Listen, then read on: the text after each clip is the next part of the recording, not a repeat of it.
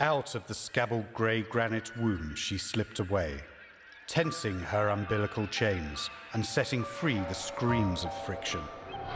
Thrust into the Irish font of maritime baptism, a miraculous mechanical conception, doomed by folly, flawed by fiction.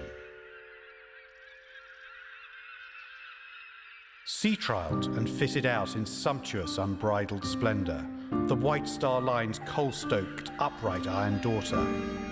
With furnace-fired steam-straining screw she came about, scalpel sharp, she sliced her way towards Southampton water.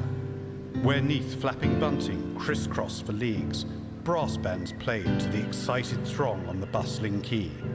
Stout stevedores winched aboard supplies and sundry, with tugs and lighters in attendance like drones about a plump queen bee.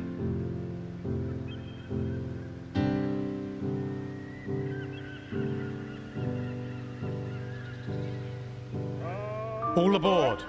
First a procession of elegant, refined ladies with sable-matching muffs and stoles and broad bonnets to shade fair faces.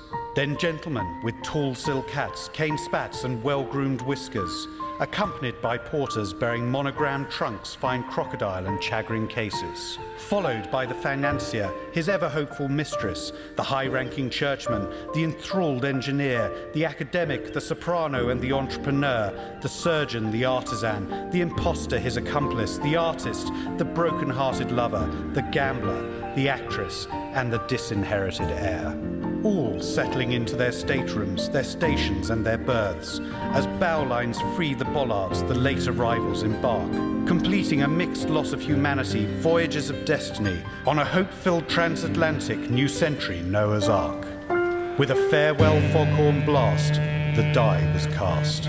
A piano played the beguiling notes of Beethoven's Fur Elise.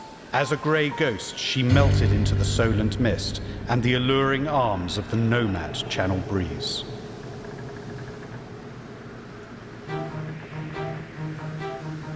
On sacrifice of stoker's sweat, a fierce rate of knots was set.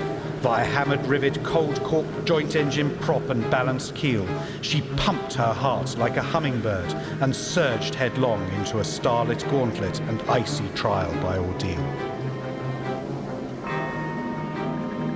Along the Labrador corridor came another newly launched knot of timber or steel, without rudder or wheel or sail or skipper or crew.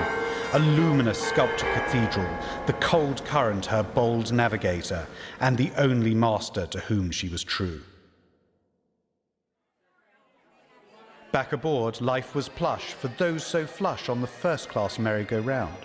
They exquisitely dined with fine rare wine and well-clipped company. After brandy and port, each took the sea air in their comfortable chairs with a view from the balcony. Down in the steerage canteen, it was all yarns and tall tales. Some jigged, some swigged from the jug, others sat silent in prayer, dreaming of fortune, adventure, and sweethearts as a melodeon moaned a string of come-all-ye's and the lament of an old Irish air.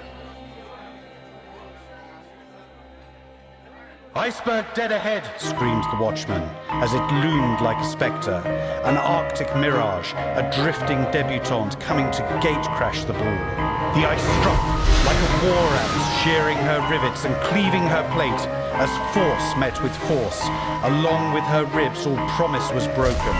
"Abandon ship!" a cold command that invokes the best and worst in man. The unsinkable breathed her last, with a boiler blast, her 4 funnels filled with water. For the second time in life she slipped now into the dark abyss where hope would find no quarter.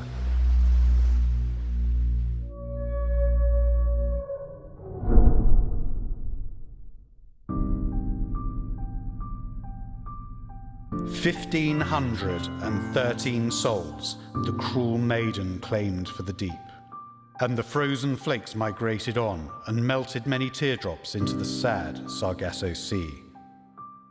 And blessed the silver eels returning to the rivers of the angled isles to set the spirits free.